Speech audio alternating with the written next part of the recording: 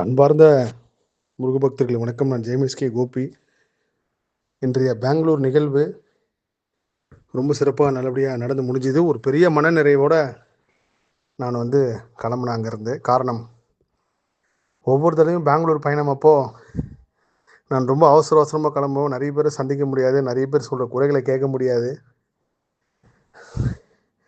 ஏதோ ஒரு மனக்குறையோடு கிளம்புவேன். ஆனால் இந்த வாட்டி 6 மணிக்கு ஆரம்பித்த நிகழ்ச்சி 11 மணிக்கு இப்போ தான் முடிஞ்சுது. எல்லாரையுமே சந்திச்சுட்டு, கடைசியாக நின்னவர் வரைக்கும் சந்திச்சுட்டு, ஓசூர்லேருந்து ஒரு முருகபக்தர் தம்பி வந்திருந்தார். அவர் தான் முதலாளாக வந்தவர். நான் கடைசியாக அவரை சந்திச்சுட்டு தான் கிளம்புனேன்.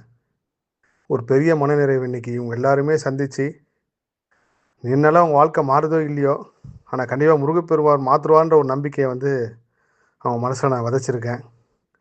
நிறைய பேருக்கு நிறைய விஷயங்கள் சொன்னேன். நான் இன்றைக்கி சந்தித்த கிட்டத்தட்ட ஒரு 500 பேர் இருப்பாங்க. அதில் 99% பேருக்கு எந்த பிரச்சனையுமே கிடையாது.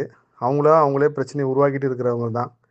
இதை பற்றி நான் எதிர்வரும் காலங்களில் ஒரு பதிவாகவே பெரிய பதிவு செய்யணும். கர்ம சுழற்சியில் தான் நம்ம எல்லாருமே மாட்டிக்கிட்டு இருக்கோம். இவங்க முருக பக்தராக மாறி முருகப்பெருமான் வாழ்க்கையில் எவ்வளோ அற்புதம் பண்ணியிருக்காரு, எவ்வளோ அதிசயம் பண்ணியிருக்காருன்னு ஒவ்வொருத்தரும் சொல்கிறப்போ பெரிய அதிசயமாக இருந்துச்சு. அதேமாதிரி கந்தர் அனுபூதி பாராயணம் இன்றைக்கி ரொம்ப சிறப்பாக நடந்து முடிஞ்சுது. இனிவரும் காலங்களில் அந்த காணொலியை பார்ப்பீங்க. ஸோ இன்றைய முதல் நாள் பெங்களூர் முருகர் சொந்தங்கள் சந்திப்பு நல்லபடியாக முடிஞ்சுது. நாளைக்கு 27ஆம் தேதி மாலை அதே மாதிரி அல்சூர் பஸ் ஸ்டாப்பில் இருக்கிற ராம் ஆசிரமில் 2வது நாள் முருக பக்தர்களை சந்திப்போம். எல்லா புகழும் முருகனுக்கே. நன்றி.